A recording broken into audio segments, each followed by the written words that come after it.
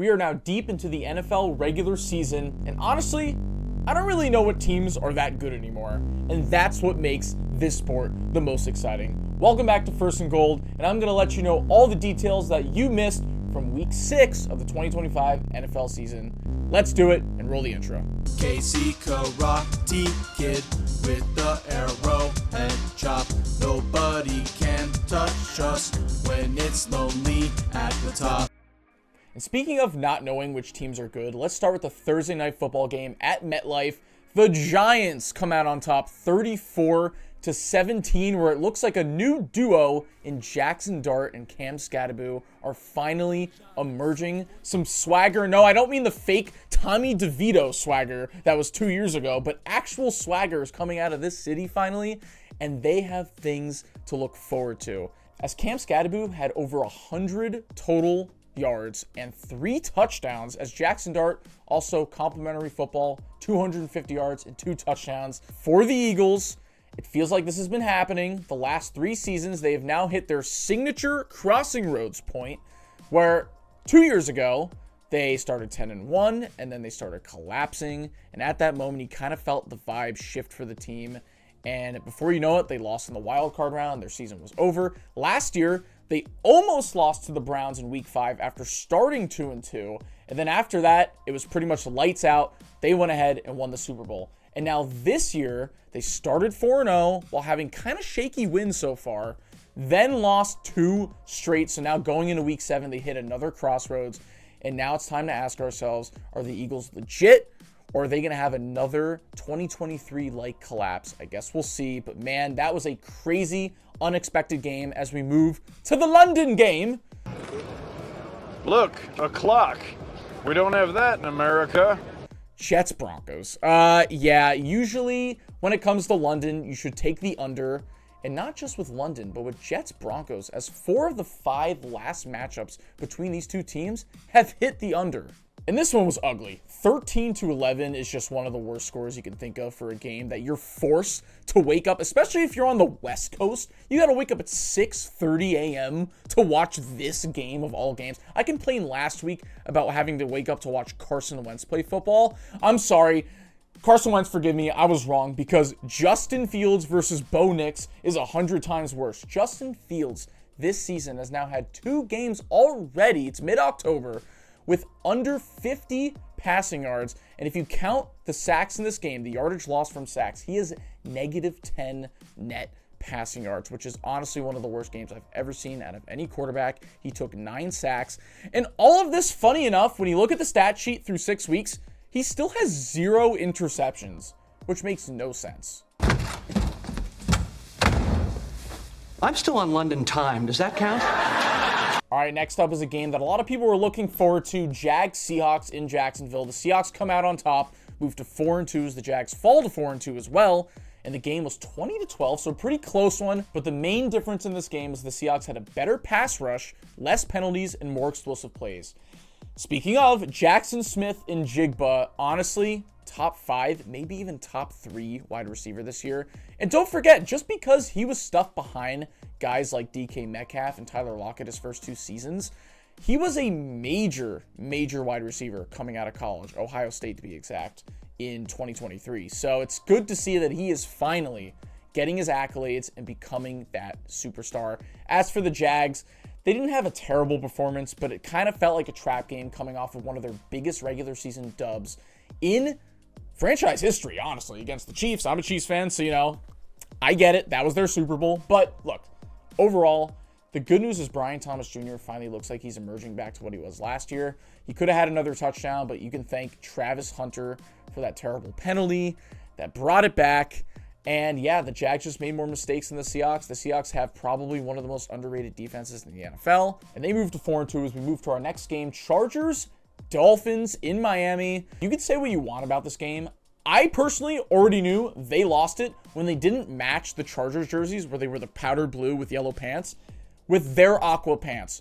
Why didn't they do that? It's probably one of the best uniform matchups you could possibly get in the NFL, especially under the sun in Miami. And speaking of under the sun, their YouTube series that, a lot of teams usually have a YouTube series that kind of shows you the behind the scenes of the team and kind of the things they go through, kind of like their own version of Hard Knocks. And it usually follows the team weekly with weekly episodes, and it's very fun to follow. There's one for the Chiefs, there's one for many other teams. So the Dolphins have one called Under the Sun, and episode 1 came out right before the season was going to start, covered all of training camp and preseason, and they just haven't posted since. And that kind of wraps to the point that there are not good things happening, to say the least, right now behind the scenes for the Dolphins. And Tua came to his post-game press conference, and he started complaining about how guys were not showing up to player-only meetings. He was complaining about the leadership for some of the team, and I just thought it was ironic that the guy who got paid the most money on the team is the quarterback, just came out and threw 3 interceptions in this game. Yes, he did technically throw the go-ahead touchdown at the end, which is kind of funny because that's a complete backwards game to what he's been doing this entire season, where he has been throwing touchdowns and then he makes the mistake at the end. This time it was different. But you come in, you throw 3 interceptions, you are not playing your best football in general this season. You are the leader of the team, and you're going to go to the post-game press conference and complain about how people are late or not showing up to player meetings. There was a former Dolphins player that tweeted right after that clip came out saying that Tua was late to player meetings in the past. So things are becoming a disaster. Mike McDaniel's wearing capri pants every single day, and I'm sorry, you could wear that when you're cool and you're like 10-7 or making the playoffs, but you're 1-5. Cut the shtick. You need a serious coach finally for this team. It's not working anymore. I was calling out in the preseason that this team is going to become a disaster, and it looks like it's heading towards that way. Oh, not to mention Lad McConkey. He's finally getting his touches. And Jim Harbaugh, for whatever reason, said that that play at the end of the game where he set them up in field goal range was like a play he was never going to forget until there's dirt put over him being buried. That is interesting. It was a big play and they won the game because of it. But yeah, Jim Harbaugh, very passionate about football to say the least. All right, let's move on. All right, then we got Rams at Ravens, which is funny enough the 3rd time this exact matchup in the same stadium has happened in the last 5 seasons. There we go. But 17-3, the Rams come out on top, get a much needed win, as the Ravens continue to just have their collapse from hell. This is a terrible season right now. Lamar Jackson, of course, was out. But their defense actually played up to standard, and this time it was the offense fumbling. And thanks to Zay Flowers, who's on my fantasy team, it lost me 4 points because of it. But yeah, there were major mistakes made on offense. They could have actually had a chance in this game, but now they fall to 1-5. And in the league's history, there have only been 4 teams that have started the season 1-5 and made the playoffs. Shout out the 2015 Chiefs. You were one of those teams with Alex Smith. But look, the last time the Ravens started this bad was in 2015. And the leading song in the entire country was Hotline Bling by Drake. I know when the hotline bling.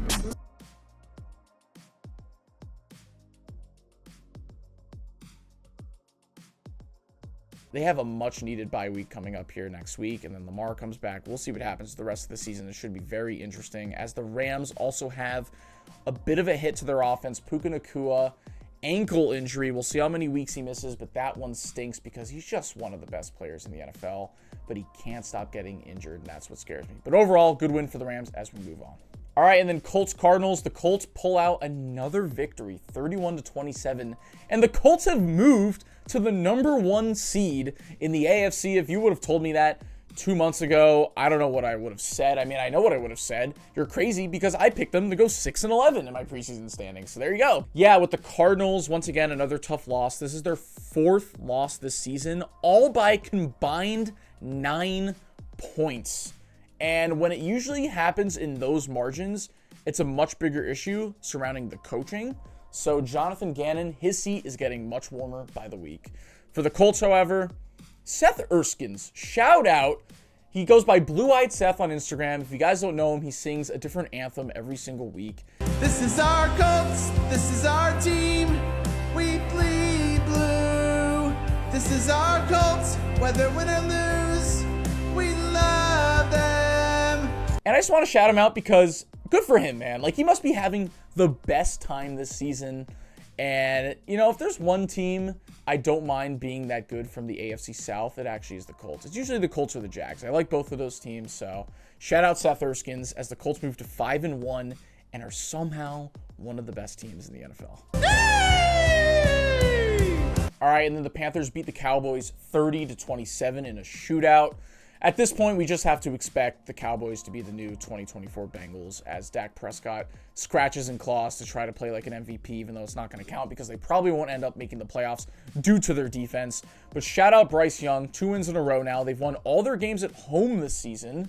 And Rico Dowdle, not only with the revenge game of over 200 scrimmage yards, but he's had over 200 scrimmage yards in back-to-back games, which is the most in Carolina Panthers running back history. Yeah, not D'Angelo Williams, not Jonathan Stewart, none of those guys, but yes, like we all expected, Rico Dowdle. And if there's one positive thing to come out of this game for the Cowboys is that you have a great wide receiver too to pair with CeeDee Lamb for years to come because Pickens absolutely needs to get his contract. The Patriots beat the Saints 25-19, and yes, the score was that close because honestly, the Saints are the friskiest bad team in the NFL, and I think that Spencer Rattler is going to have a long career as a backup.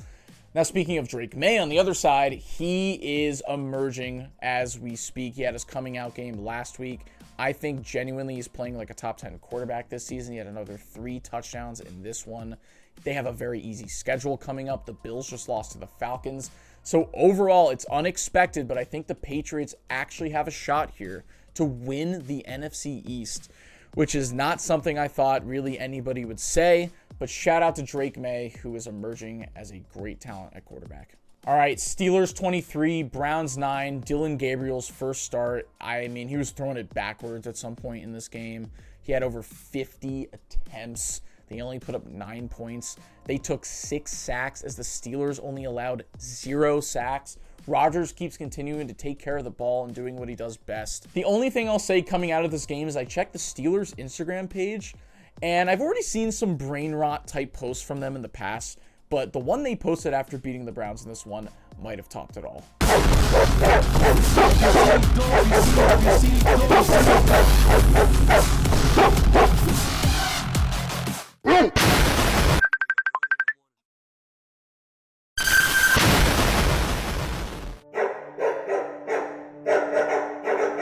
Yeah, that's how you know there's someone at least in their early 20s running that page. There you go. Raiders 20, Titans 10. Cam Ward definitely looks like a rookie. Max Crosby had a monster game. And Brian Callahan finally gets the boot as what my opinion was easily the worst coach in the NFL thus far. Probably won't become one ever again. But hey, Bengals, if you need your offensive coordinator back, that might be the key to something there. As we move on to the Bengals game, the Packers beat them in Lambeau 27-18. At least Joe Flacco has moved them from unbearable to mediocre. That's probably the nicest thing I could say. Other than that, the Packers took care of business. Joe Flacco might be the only player that, one, has played for both Ohio teams and then has played an NFC opponent twice in that same season. I don't think that's ever happened before, so that's a weird fact for you there. It's too bad he couldn't get a win against both teams because the Browns did beat the Packers this year, but I just thought that was funny. All right, and then the Bucs beat the 49ers 30-19 at home. Just like the Colts, they're the only 5-1 team in the NFL, and they are top of the shelf in the NFC in the first seed. And Baker, I mean, listen, obviously I would like Mahomes to win MVP this year. We'll see what happens. A lot of football left, but Baker right now seems like the MVP as a team. People are dropping like flies on the offensive side of the ball. Ibuka just got hurt in this game. And this guy pulls out multiple plays per game where it just shows he might have the most heart out of any player in the entire NFL. And Jim Nantz on a 3rd and 14 where he scrambled and got the first down. Jim Nantz probably had one of the best play calls where he thought he was dead in the water and then nope, got out, got the first down. That's kind of been the mantra of Baker Mayfield's career so far. So enjoy this awesome Jim Nantz call of one of the best plays of the game. But he's not going to have a chance. Oh, yes, he is. He fights through the sack. Looking for first down yard. Oh, my goodness, he's done it again. Oh, that is pure bait. And then for the 49ers, yes, they're just 4-2, but that sucks that Fred Warner is going to be out for the rest of the season. Injuries have plagued them for years. We'll see what happens the rest of the year as the 49ers continue to be shaky, but still not bad. All right, and then Sunday Night Football, Chiefs-Lions, one of the biggest games of the Chiefs season thus far, and they pull it out, 30-17, a statement win at home, much needed. And listen, I wanted them to go at least 3-3 before Rashee Rice gets back, and they did so, but it wasn't quite the path I expected it to be. I thought there were other games they would have won, other games they would have lost. But here we are. It doesn't matter anyways. We got a statement win against the Lions. It really shows that the Chiefs are officially back in business as one of the best teams and one of the most hated teams in the NFL. Not only by fans, but by some Lions players as well, because as you can see behind me, Juju was on the ground with a bloody nose because Brian Branch decided, listen, if you're pissed off about the game, you don't want to shake somebody's hand. That's completely fine. But Juju came up to him, and I'm sure Juju was shit-talking him the entire game. That's fine. But Juju came up to him, tried to give him a handshake at the end of the game. Brian Branch goes, no! Swipe. Hits him right in the face, and a brawl just breaks loose. One thing I didn't like about this was Patrick Mahomes tried to get in the middle of it. And a funny clip you'll see of the brawl is everybody swarming towards the two players, and you can hear just Mahomes' voice trying to break it up, and it's one of the funniest clips you'll see.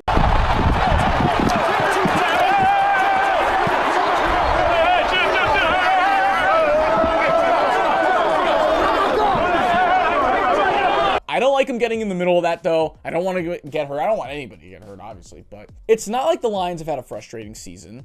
It's not like the Lions have really lost to the Chiefs that much in the past, especially 2 years ago on opening night. And, man, we must have just really frustrated him throughout the game. I know Mahomes is taunting Branch a little bit on that touchdown run.